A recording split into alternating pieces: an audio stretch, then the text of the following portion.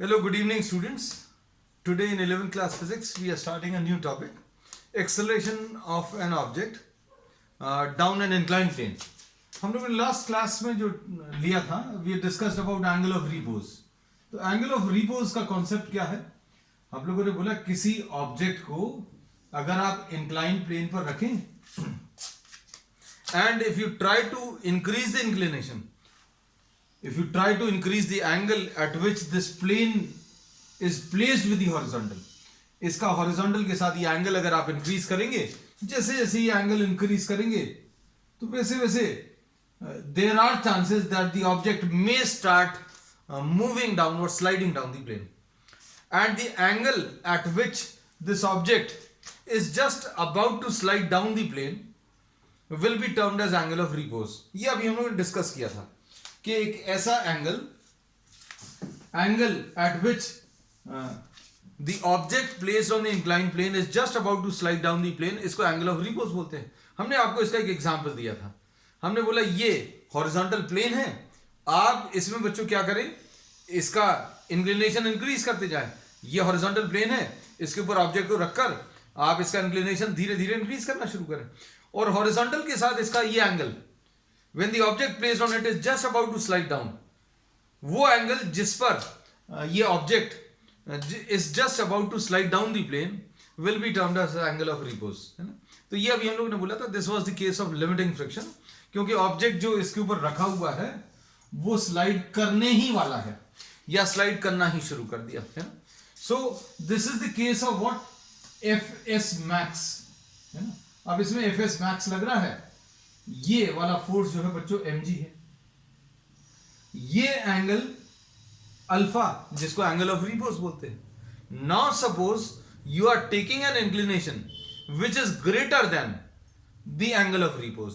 हमने बोला angle of repose पर अगर आप रखोगे, if you are trying to place the object at an angle, अगर आपने ये ऑब्जेक्ट ये प्लेन ऐसा लिया हुआ है और इस पर ये स्लाइड करने ही वाला है इस एंगल पर, सपोज ये एंगल इस इंक्लाइन प्लेन का हॉरिजॉन्टल के साथ 30 डिग्रीज है, अब आप 45 डिग्रीज रख दो तो ऑब्वियस है this will be sliding down the plane, है ना. अब ये नीचे की तरफ जो फोर्स है वो बढ़ता जाएगा. ये अभी हम लोगों ने पढ़ा है कि जैसे जैसे ये ऑब्जेक्ट जैसे जैसे इंक्लिनेशन बढ़ाएंगे, इसका ये कंपोनेंट, कौन सा वाला कंपोनेंट बच्चों, नीचे की तरफ जो काम करता है, नीचे की तरफ क्या काम करेगा, mg sin alpha. This will increase, क्योंकि जैसे जैसे अल्फा बढ़ेगा तो साइन अल्फा बढ़ेगा.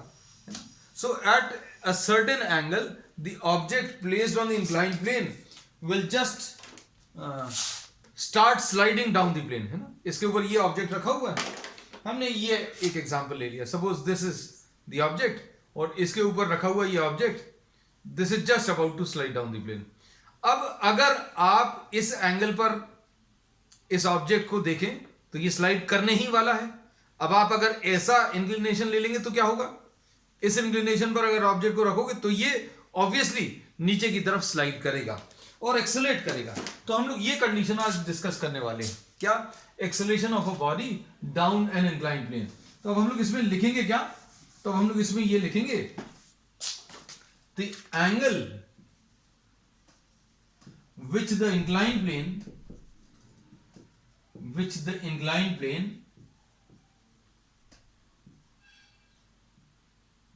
makes with the horizontal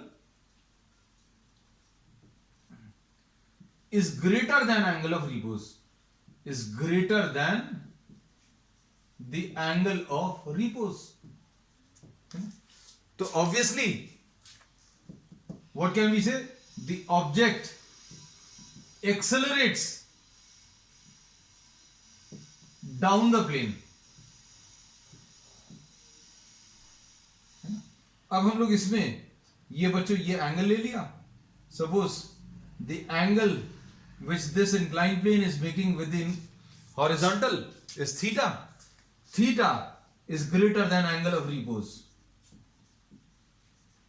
तो अब हम लोगों ने स्टार्टिंग कंडीशन बता दी कि भाई ये ऑब्जेक्ट जो है इसमें नीचे की तरफ एक्सेलरेशन क्यों आने वाला है, क्योंकि अभी हमने क्या किया है, जिस एंगल पर रखने पर ये स्लाइड करने ही वाला है, उससे ज्यादा एंगल ले लिया तो क्या होगा, इट विल एक्सेलरेट। अब देखो इसके ऊपर फोर्सेस क्या क्या काम करेंगे।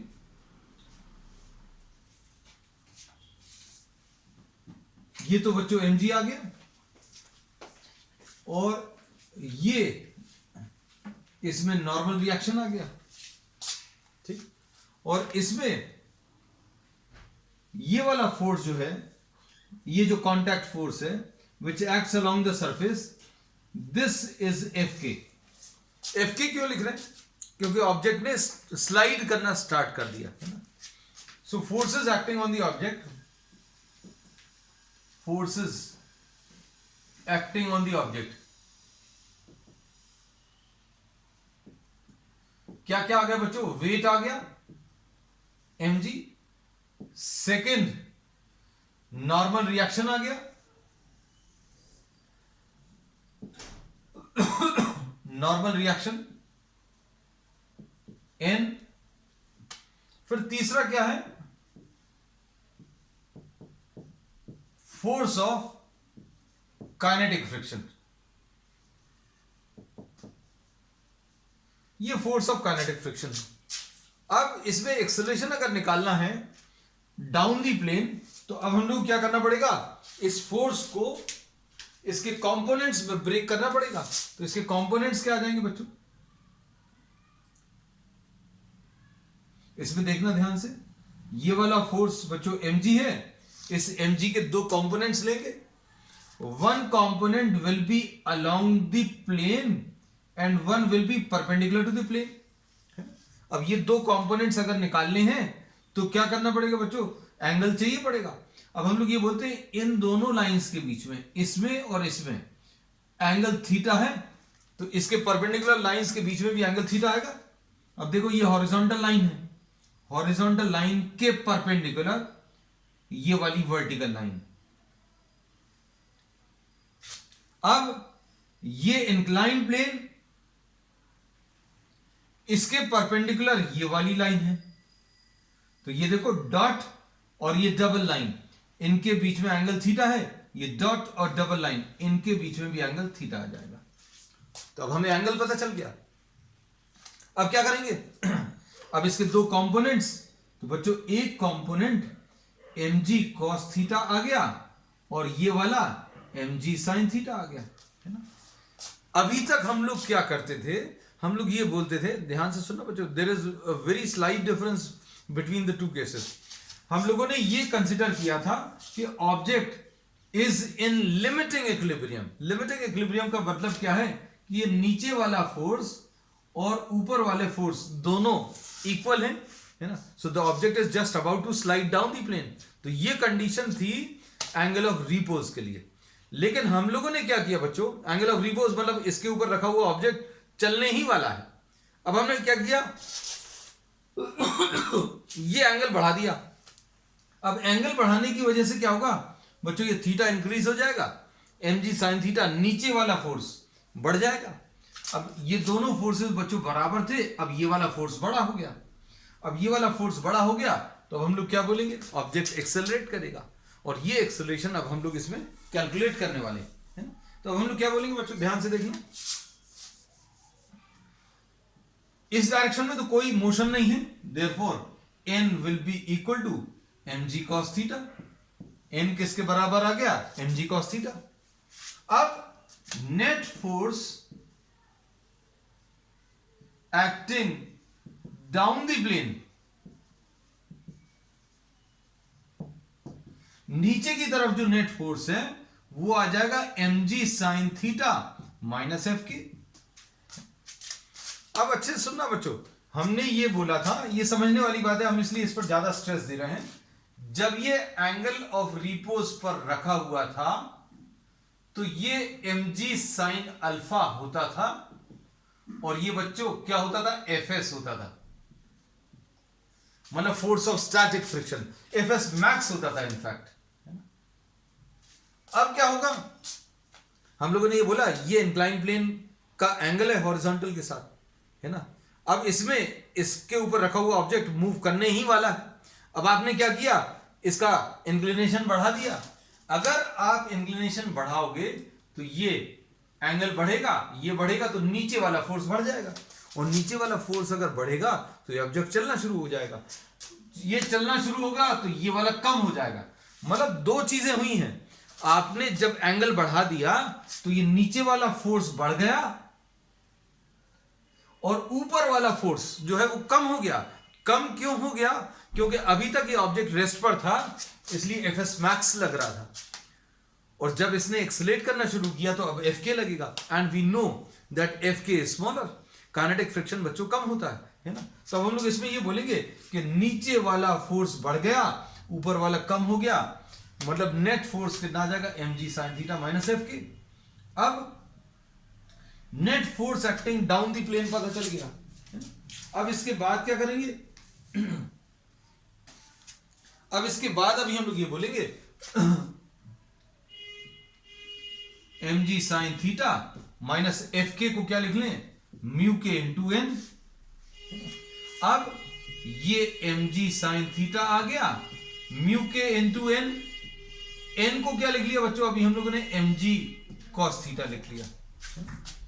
अब इसमें क्या करेंगे, एम जी बच्चों कॉमन आ गया है ना, क्या बचेगा, sign theta minus mu k cos theta, ऐसा कुछ आएगा। अब ये बच्चों नेट फोर्स आ गया which is acting down the plane, this is the net force which is acting down the plane.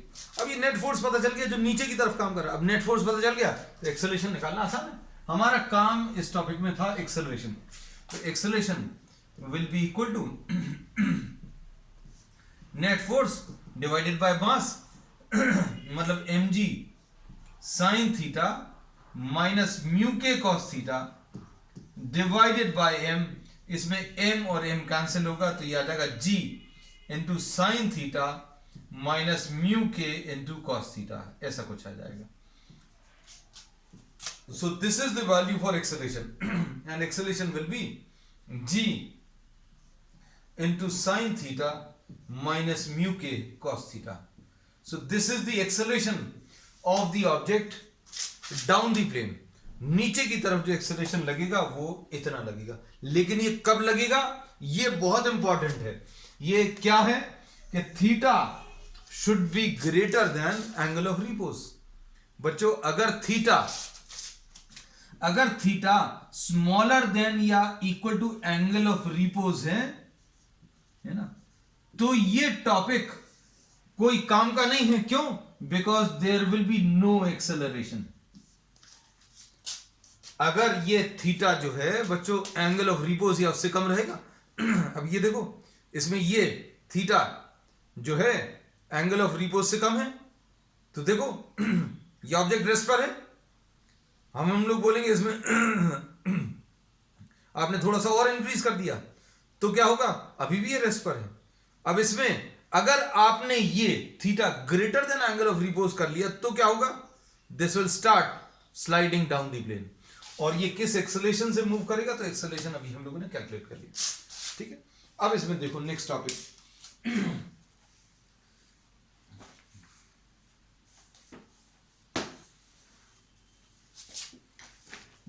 बच्चों इसमें है, ये भी बड़ा इंटरेस्टिंग टॉपिक है।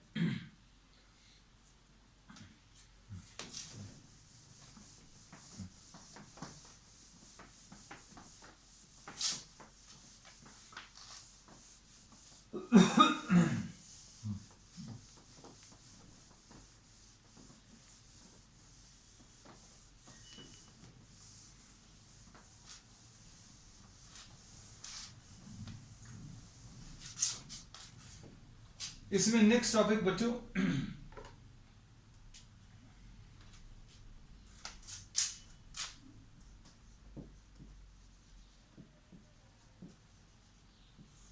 डेथ वेल, मौत का कुआं। आपने देखा होगा एग्जीबिशंस में या फन पार्क्स में बहुत सारे जो स्टंट आर्टिस्ट हैं इस पर परफॉर्म करते हैं। मतलब आपने देखा होगा कि ये नियरली वर्टिकल वॉल पर, अब इसमें ऐसा कुछ रहता है, इसमें इधर मोटरसाइकिल या कुछ चलाना शुरू करते हैं, कार चलाना शुरू करते हैं, और यहां कहीं पर ये आकर ऐसा कुछ भी मूव करने लगते हैं, है ना। आपने देखा होगा, they start moving on this vertical walls पर भी मूव करते हैं, और इनफैक्ट बच्चों अगर आप देखो तो ये यहां कहीं पर भी पहुंच जाते हैं, है ना। लेकिन अभी हम लोग ये वाला केस कंसिडर करेंगे, है ना, जिसमें अभी हम लोग फ्रिक्शन वाला पार्ट लेना है। We are considering an open death well, ये जो मौत का कुआं जिसकी वर्टिकल वॉल्स हैं बच्चों, है ना। अब इसमें अभी हम लोग ये कहते हैं this is the sort of diagram which we have. So what happens if you just try to think of driving on a vertical wall? Horizontal surface पे तो आप चल सकते हो, लेकिन अगर आपको किसी वर्टिकल वॉल पर गाड़ी चलाने को बोला जाए तो यू कैन जस्ट इमेजिन, हम लोग सोच ही सकते हैं कि ऐसा कुछ हो सकता है क्या। तो अभी हम लोग बोलते हैं बच्चों, इसमें सिंपल फिजिक्स का यूज होता है। The person who is driving this vehicle knows about stability यानी इक्विलिब्रियम के बारे में मालूम है। अब इक्विलिब्रियम के बारे में किस किस चीज की जरूरत है उसको सारे ये कैलकुलेशंस तो नहीं करते, but they say that just based on experience they know how much speed is to be maintain, है ना, कितनी स्पीड मेंटेन है ये उन लोगों को मालूम है जस्ट बाय एक्सपीरियंस। और अभी हम लोग ये कहते हैं कि अगर आपको रेडियस वगैरह इसका दिया हुआ है, radius of this circular dome shaped structure, या ये जो डेथ वैली, ये जो मौत का कुआं, उसका रेडियस अगर आपको मालूम है तो आप ये स्पीड के कैलकुलेशंस भी कर सकते हैं बच्चों इसमें, है ना। तो अब इसमें देखो, we will now try to consider the situation here. अब हम लोगों के पास मेन चीज जो सोचने वाली है कि भाई ये नीचे क्यों नहीं गिर रहा, सर्कुलर मोशन में है, सर्कुलर मोशन में है, तो अब हम लोग क्या बोलेंगे बच्चों, देखो इसमें ये तो आ गया नॉर्मल रिएक्शन। नॉर्मल रिएक्शन कहां की तरफ काम कर रहा है, normal reaction is acting towards the centre of the circle, है ना। और इसमें बच्चों ये देखो नीचे की तरफ mg काम कर रहा है। अब इस mg की वजह से क्या होना चाहिए, the person along with the vehicle will should fall in downward direction, person along with the vehicle नीचे की तरफ गिर जाना चाहिए, लेकिन नहीं होता। क्यों बच्चों, इसमें फ्रिक्शन भी काम कर रहा है, तो ये बच्चों फ्रिक्शन है। F is what, the force of friction. तो अभी हम लोगों ने क्या किया है, we have drawn the free body diagram, इसका ये फ्री बॉडी डायग्राम ड्रॉ कर लिया, है ना। अब इसमें देखना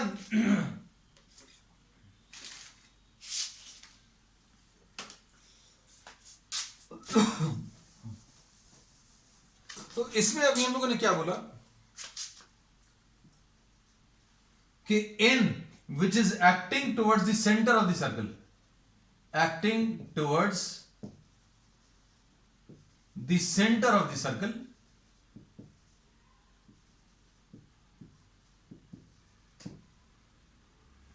provides the necessary centripetal force। ये चूंकि सेंटर की तरफ काम कर रहा है, तो अभी हमें मालूम है किसी भी टाइप के सर्कुलर मोशन के लिए एक फोर्स चाहिए पड़ता है, कहां की तरफ चाहिए पड़ता है, towards the centre of the circle. Therefore we say that n will be equal to what, mv square by r, है ना। तो r इसमें बच्चों ये रेडियस आ गया, तो ये r रेडियस मार्क कर लिया, है ना। n is equal to mv square by r, और f कितना आ जाएगा बच्चों, f will be equal to mu into n होता है। f is equal to what बच्चों, mg। देखो इस डायरेक्शन में भी गिर नहीं रहा, तो f की वैल्यू किसके बराबर आ जाएगी, mg, summation fy is equal to 0। Equilibrium की सारी कंडीशंस अभी हम लोग लगा रहे हैं। इस डायरेक्शन में फोर्स जो लग रहा है वो किस चीज में यूज हो गया, in providing the necessary centripetal force, क्योंकि अभी हमने बोला एक फोर्स भी चाहिए पड़ेगा सेंटर की तरफ। और F कितना है बच्चों, तो F किसको बैलेंस कर लेगा, mg को बैलेंस कर लेगा, तो mg is equal to F है। F को अभी हम लोग क्या लिख लें, म्यू इंटू n, तो ये आ गया mg, और म्यू इंटू n, तो n को बच्चों अभी हम लोग क्या लिख लेंगे, mv square by r।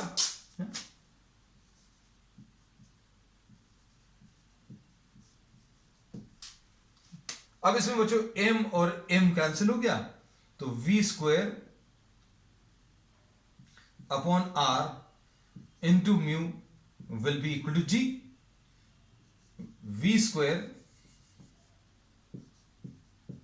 will be equal to gr upon mu, or v is equal to under root of gr upon mu. So this will be the relation for what? This will be the relation for velocity with which the object is moving in the death well. ये object जो है इस death well में इतनी velocity से अगर move करेगा, then the person who is driving this bike और the car will not fall in downward direction है. तो बच्चों इसका भी कॉन्सेप्ट जो है इसमें कौन सा कॉन्सेप्ट अप्लाई होगा? इसमें कॉन्सेप्ट अप्लाई होगा कि ये जो नॉर्मल रिएक्शन है that will be providing the necessary centripetal force N is equal to mv square by r, और ये फोर्स ऑफ फ्रिक्शन ऊपर की तरफ लग रहा है क्योंकि mg इसको नीचे की तरफ स्लाइड करने की कोशिश कर रहा है. Just 1 minute.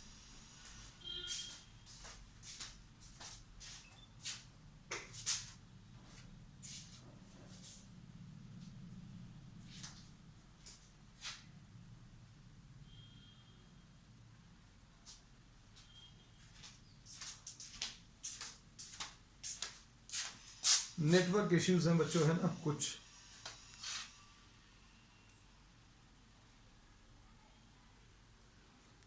चलो अब इसमें नेक्स्ट टॉपिक ले रहे हैं.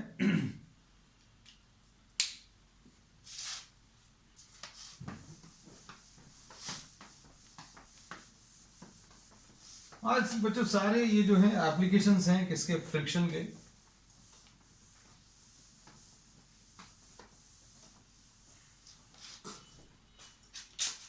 Next topic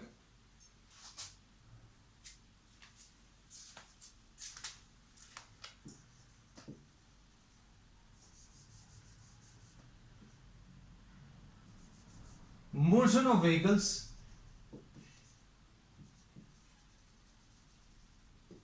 on curved paths. अब इसमें हम लोग फ्रिक्शन भी कंसिडर करेंगे विद फ्रिक्शन एंड बैंकिंग. ये अभी हम लोग थोड़ा सा इंट्रोडक्शन इसका ले चुके हैं. कहां पर? सर्कुलर मोशन में. आज अभी हम लोग जो इसमें लेने वाले हैं बच्चों, क्या लेने वाले हैं? We will be considering banking as well as what? Friction. ये दोनों ही चीजें अभी हम लोग कंसिडर करेंगे. बैंकिंग क्या है बच्चों? Banking is raising of outer edges.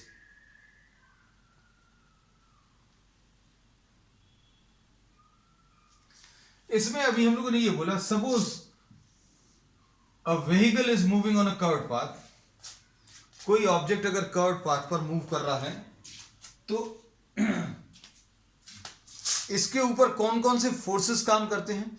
कोई ऑब्जेक्ट अगर कर्व्ड पाथ पर मूव कर रहा है तो हम लोगों को ये मालूम है, for the stability of the vehicle और for safe movement of the vehicle on curved paths, हम लोग क्या करते हैं, इसके जो आउटर एजेस हैं बच्चों, ये जो कर्व्ड पाथ है इसके आउटर एजेस को रेज कर देते हैं. And this is termed as banking, है ना. कितने एंगल से रेज करते हैं उसको बैंकिंग एंगल बोलते हैं, है ना.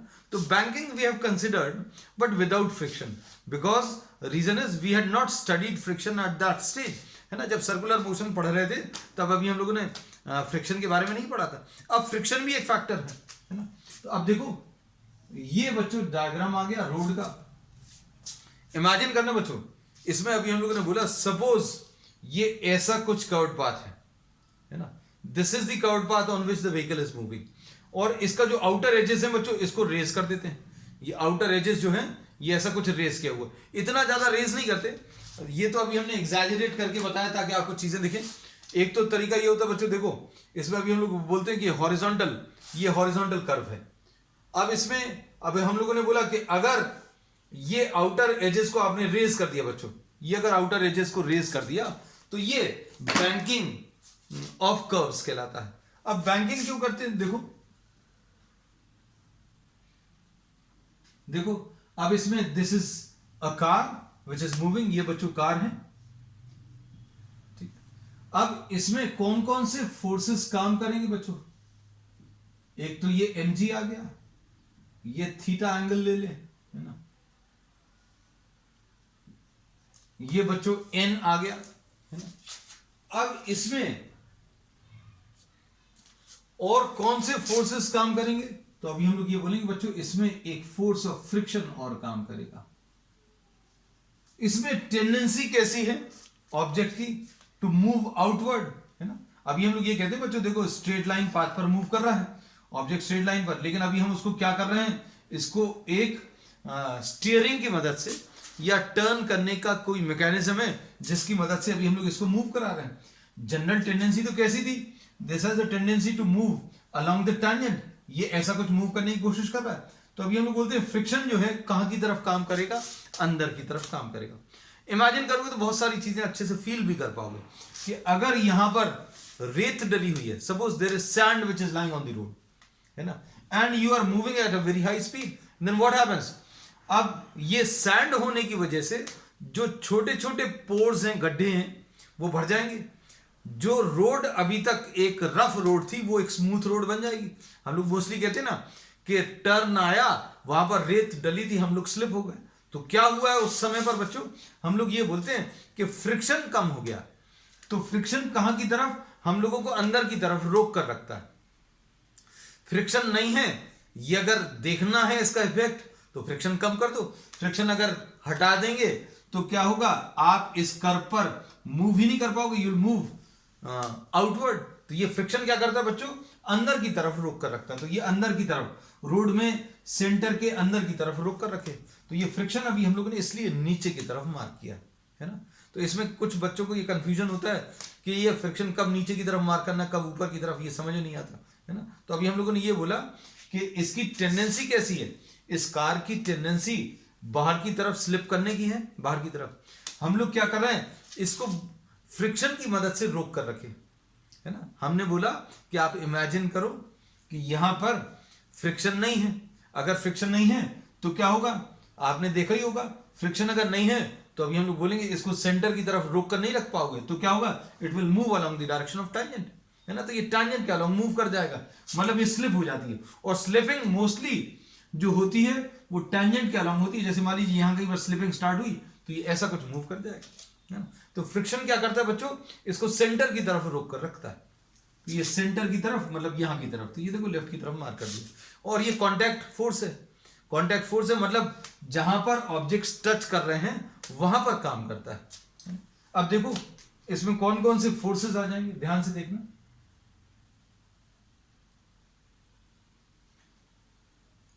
सॉरी, इसको तो छोड़ देते हैं।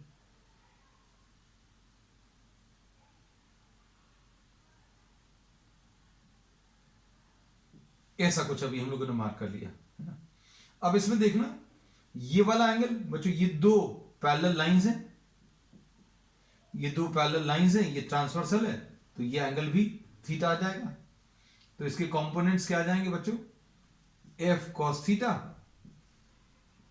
और नीचे की तरफ क्या आ जाएगा? एफ साइन थीटा, ठीक है। अब एन के कंपोनेंट्स अगर देखें आप, देखो ये वाली लाइन और ये वाली लाइन, इनके बीच में एंगल थीटा है। तो अब इसके परपेंडिकुलर ये हॉरिजॉन्टल लाइन है, इस हॉरिजॉन्टल के परपेंडिकुलर ये वर्टिकल। अब इस इंक्लाइंड लाइन के परपेंडिकुलर ये वाली, तो ये डॉट और डबल लाइन, ये डॉट और डबल लाइन, इनके बीच में थीटा है, तो यहां पर भी थीटा आएगा। अब कंपोनेंट्स क्या आ जाएंगे एन के? तो देखो बच्चों ये आ जाएगा एन कॉस थीटा, और ये वाला कंपोनेंट कितना आ जाएगा बच्चों? N sine theta. अब देखो कौन सा किसको बैलेंस कर रहा है, ध्यान से देखना। अब इसमें अभी हम लोग ये कहते हैं कि ये वाले फोर्सेस तो एक दूसरे को बैलेंस कर लेंगे। N cos theta will be equal to M G plus F sine theta, ऐसा कुछ आएगा। अब इसके बाद N cos theta minus M G will be equal to F sine theta, ऐसा कुछ मिलेगा। और एफ को बच्चों अभी हम लोग क्या लिख लेंगे? एफ को N cos theta minus M G,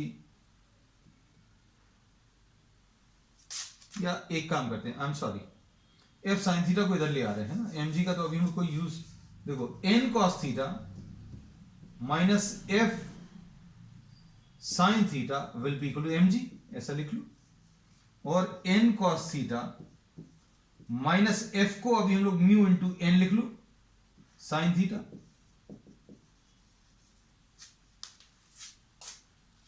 अब इसमें क्या कॉमन मिलेगा बच्चों, N cos theta minus mu sine theta will be equal to M जी।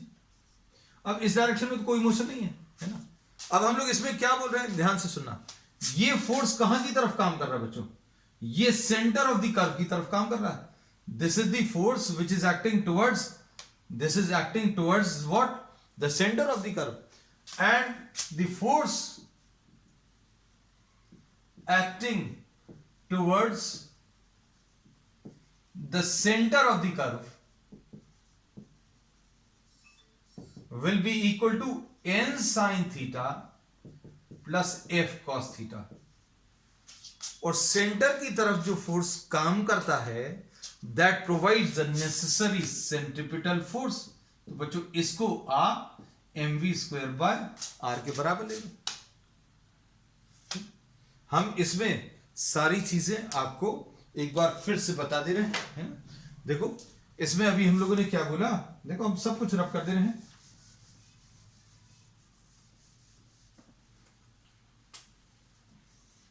ये बैंकिंग है, मतलब आपने इसको रेज किया हुआ, इसके आउटर एजेस को।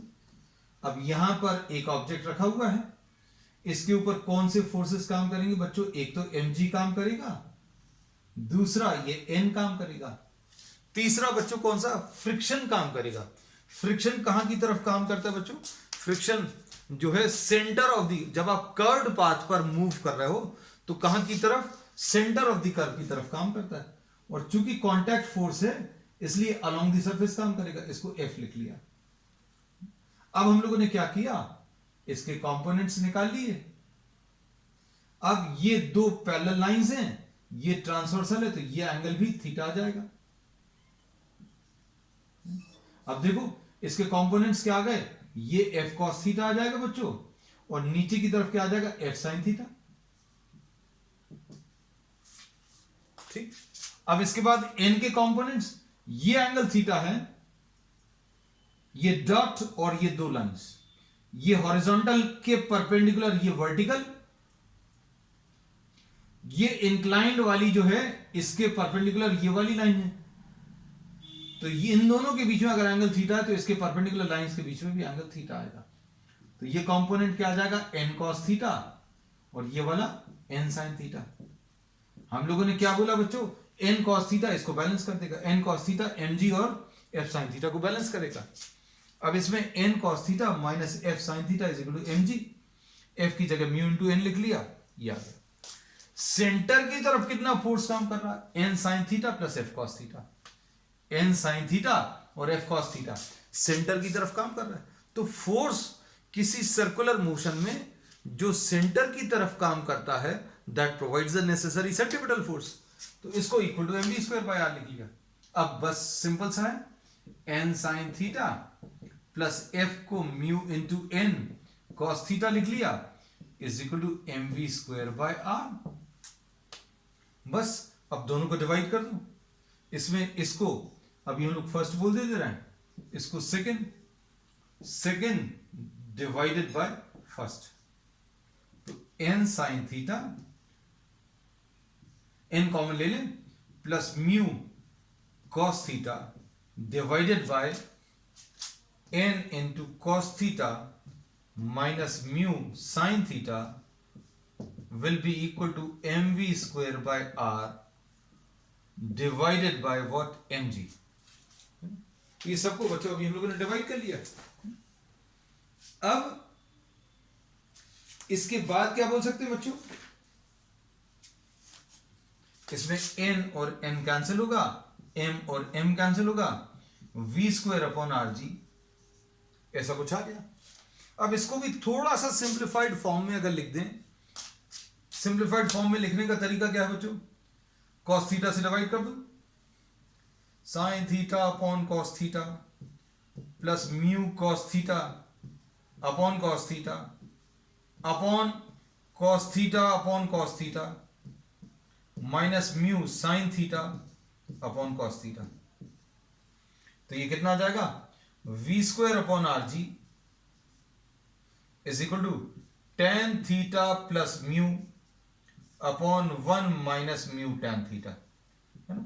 थोड़ा सा सिंप्लीफाइड लग रहा है, और v square will be equal to R G into tan theta plus mu upon 1 minus mu tan theta. इसमें क्या किया? आर जी को इधर ट्रांसफर कर दिया, और v will be equal to under root of R G into tan theta plus mu upon 1 minus mu tan theta. ठीक है, so this is the maximum safe speed with which the vehicle can move on a curved path. किसी curved path पर जिसमें banking भी है, उस पर कितनी स्पीड से चल सकता है वो इससे अभी हम लोग कैलकुलेट कर सकते हैं। लेकिन मोस्टली अभी हम लोग क्या करते हैं, everything is based on what, on experience, है ना। हम लोग एक्सपीरियंस से सारी चीजें गेन करते हैं। भाई स्पीड बढ़ाने पर कैसी इंस्टेबिलिटी आ रही है, गाड़ी में किस टाइप के चेंजेस आ रहे हैं, वो सारी चीजें देखकर करते हैं। But the roads are designed based on all these parameters, है ना। तो बच्चों आज के लिए इतना ही। We will continue with some more concepts on the next one. That's all for today.